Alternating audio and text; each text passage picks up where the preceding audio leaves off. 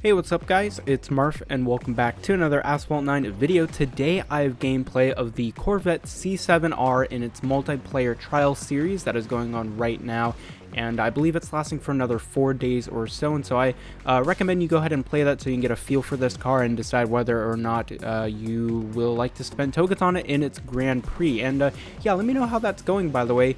I came first place in the first round, so I'm pretty happy about that, and so hopefully I will be able to unlock the car. But I want to talk about this car in general because it's in a really interesting state, because it's situated at the top of D class. However, I don't think it's going to be the new king or anything like that. And I wanted to discuss that because I am going to advise that you guys don't spend a lot of tokens on this car, because personally I don't think it's going to be worth it to star this car up, and especially for most people who might not want to spend tokens to get it at its max rank but might want to only, let's say, star it up to 2 or 3 stars. I don't think that's going to be a good idea, and I'll talk about that here in this video. So let's talk about why I don't think this is going to be the next king, because there are, well, frankly, a lot of reasons. The first reason is because of the TVR Griffith. That is the top speed king. Many people have been calling it the mini Tryon Nemesis, and I can see where they're coming from there, except this car has horrible handling.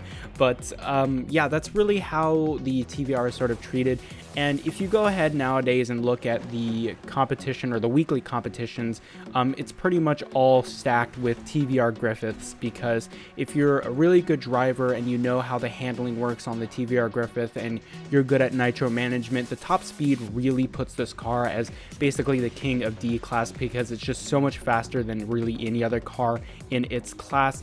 And if you look at the other car that the Corvette C7R is sort of near to, and that's the Mazda Furai, there's also a lot of places where this car falls flat, and in my opinion the place where it does is handling. It's about 10 points lower than the Mazda Furai, and this car just loses speed so very quickly, especially at lower stars. I'm sure you guys have noticed in the Grand Prix, because obviously we all start at a base level Corvette C7R in that, and the drifting radius and speed on that car is just awful. Especially for D class, really, which I thought was surprising. I thought it would be a bit better than that, but it just really isn't.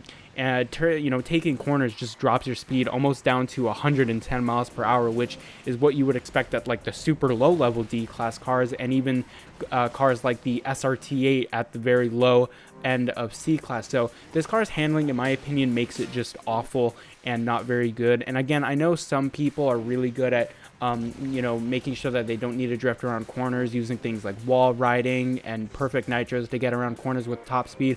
But even so, it's so hard to avoid this car's handling that honestly it just doesn't make up for the fact that the other stats as well are just mediocre when compared to the Mazda Furai. It has a slightly higher top speed than the Furai, but the acceleration falls just a bit flat of the Furai's, and the nitro is better. But again, most people are going to be more focused on the fact that the handling of the Furai is much better. Again, it's not the best when we're talking about the Furai, but it is better than the C7R, and most people have the Furai anyway. And so those two cars, the C7R and the Furai, are kind of, I would say, twins, not really, but when we're talking about where they're situated at D class, obviously not top speed kings, but more on the agility side, when of course compared to the TVR Griffith, because of course these cars in and of themselves don't have very good handling or nitro efficiency. They're more sort of that mediator between top speed and handling. But I digress from talking about its stats and all that, because frankly it can get confusing. All that you really should know is that, in my opinion, the C7R is just not much of a great car, and I don't think it's worth it to spend tokens on it in order to start it up, because it will take a very long time to get this car at a usable point beyond just the car itself, because this is the final car in the American season.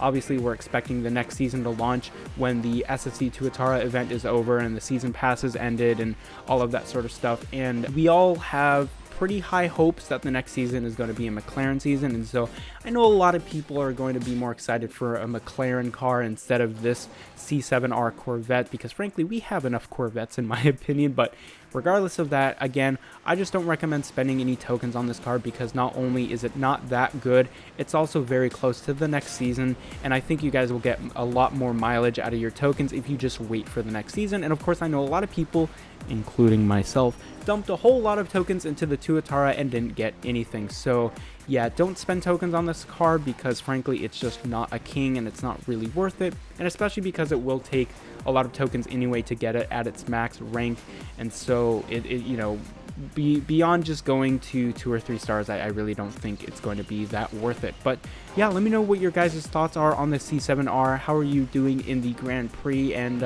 what are you guys expecting for the next season? Let me know in the comment section down below, and I will see you guys later.